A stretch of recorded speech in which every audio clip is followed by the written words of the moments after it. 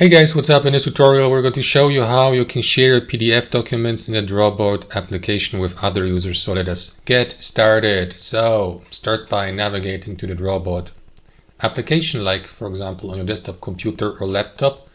Navigate to your document. Let me go with this new document here.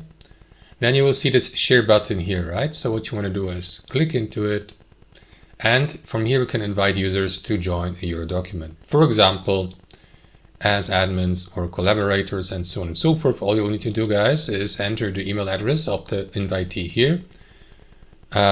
Click into send invite, or alternately you may copy that invitation link here to share it with anyone with access to that link. So if you share it via direct messaging services, social media posts, emails, and so on and so forth, these users will then be given the opportunity to access that document through the Drawboard application.